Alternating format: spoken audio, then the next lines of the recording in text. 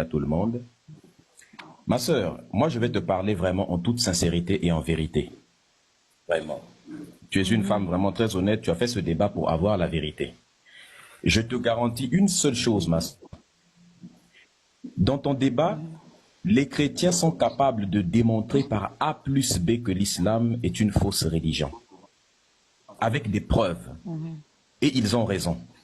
Les musulmans te donnent des preuves que le christianisme est une fausse religion. Et ils ont raison. Tout ce qu'ils te montrent, c'est vrai. Si les deux sont capables de démontrer chacun que la religion de l'autre, c'est la merde, quelle est la conclusion logique, ma sœur? Que les deux religions, c'est n'importe quoi.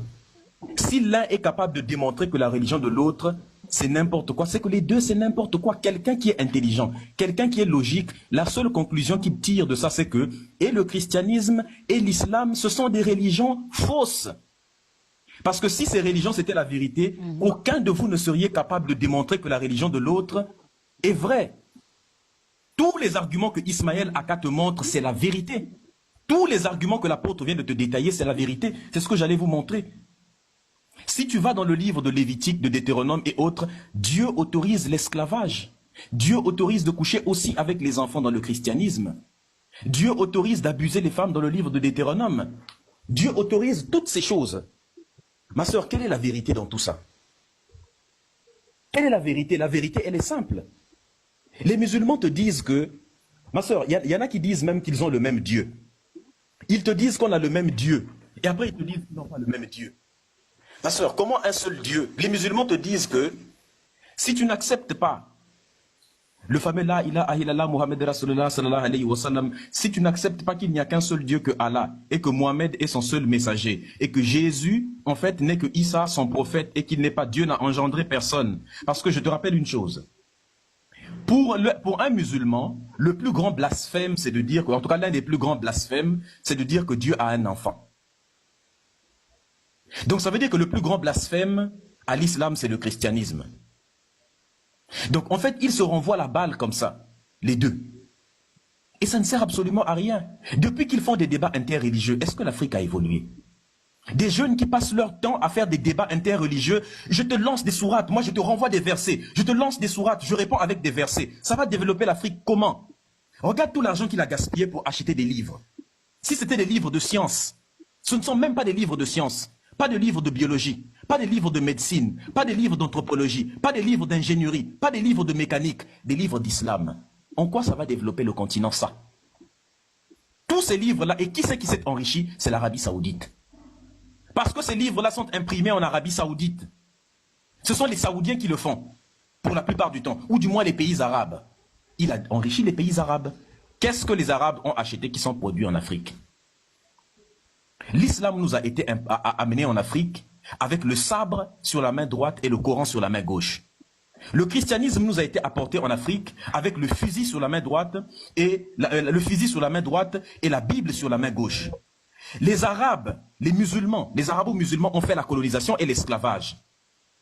Quand ils sont arrivés, ils ont ouvert vite des écoles coraniques parce qu'ils savaient qu'il faut aliéner les enfants depuis le bas âge. Les chrétiens sont venus, ils se sont dit, si on veut que cette colonisation dure pendant longtemps, en plus de fouetter les noirs, il faut après les fouetter, quand on les enchaîne, il faut leur lire des versets bibliques. Et nous nous retrouvons avec les nouveaux esclaves aujourd'hui, l'esclavage mental on appelle ça. On se retrouve avec des nouveaux esclaves qui sont là à lire les histoires des juifs, des chrétiens, l'occidentalisation de l'Afrique, et à lire les histoires des arabes. Que des ancêtres. Mathusalem, Matthieu, Abraham, ce sont les ancêtres des Juifs. Mohamed, Ibn Kathir, ce sont les ancêtres des Arabes. Ils prennent tous les noms des Occidentaux, ou bien les noms, en tout cas je parle des noms de famille. Ils prennent tous les noms des Occidentaux, ils prennent tous les noms des Juifs. Pour de l'autre côté, ils prennent les noms des Arabes. Mais ils ne prennent plus les noms des Africains.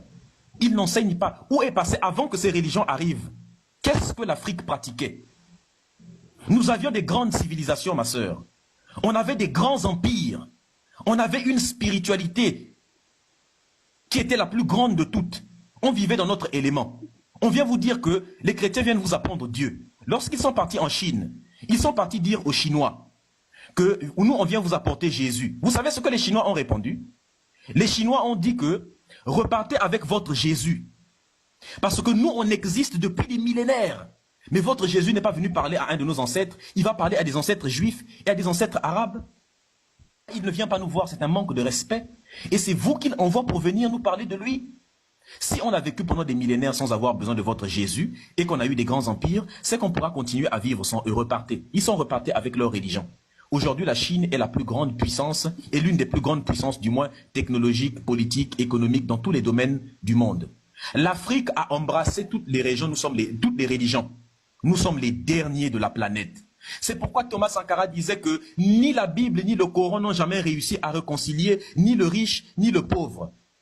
La Bible autorise l'esclavage, le Coran autorise l'esclavage. La Bible autorise, quand tu vas lire Lévitique chapitre 24, chapitre 25, les versets 44 à 46, Dieu autorise l'esclavage. Il dit que si tu veux acheter un esclave, tu dois les acheter parmi les peuples qui t'entourent. C'est ce qu'il dit dans la Bible. Et il vous ajoute que tu peux acheter les enfants des étrangers qui sont chez toi. Et ils seront tes esclaves à perpétuité. À perpétuité. Sans libération. Et il dit, tu pourras les léguer en héritage à tes enfants pour que eux aussi en aient la propriété. C'est ce qu'il dit. Dans Exode chapitre 21, les versets, depuis le verset 1 jusqu'au verset 7, d'ailleurs le verset 7 et 8 c'est même horrible. Dans le verset 7 et 8, dans Exode 21, Dieu il dit que si jamais tu vends ton enfant comme esclave, eh bien cet enfant-là ne doit pas sortir comme sortent les autres personnes. Ce que Dieu propose à la place, c'est qu'il dit que si tu vends ton enfant comme esclave, si elle refuse de coucher avec le monsieur avec qui il est, eh bien, ce type-là doit faciliter son rachat. C'est-à-dire qu'il doit le revendre moins cher. Mais les chrétiens, même dans le Nouveau Testament, parce qu'ils vont te dire, ça c'est l'ancienne alliance, ils ont une pirouette. Ouais, mais ça c'est l'ancienne alliance, c'était l'alliance faite avec les Juifs. Aujourd'hui, nous sommes nous sommes dans la nouvelle alliance. Donc, ils reconnaissent qu'à l'époque, leur Dieu a autorisé l'esclavage et ça ne les gêne pas. Ils disent, c'est l'ancienne alliance. Donc, parce que c'était l'ancienne alliance, c'est quelque chose de bien. Qu'est-ce qu'ils disent de 1 Pierre chapitre 2, versets 18 à 21, quand on dit que les esclaves soyez soumis? Parce que le vrai mot, c'est celui qui était utilisé en juif. Évade. Deutéronome chapitre 23, 3. Là, ça parle plus des bâtards. Dans Éphésiens chapitre 6, versets 5 à 7, c'est la même chose. On vous dit, esclaves, soyez soumis à vos maîtres. Si nos ancêtres avaient écouté, ça veut dire qu'aujourd'hui, là, tu prends la même chose dans Tite chapitre 2, verset 9. 1 Timothée chapitre 6, verset 21. C'est la même chose. C'est-à-dire que si on suit la logique chrétienne, on dit l'esclave doit rester soumis pendant toujours. Ça veut dire que si aujourd'hui, les Blancs décident de venir recoloniser l'Afrique, les chrétiens vont s'agenouiller et vont dire que ta volonté soit faite. Tu sais la chanson qu'ils chantent là?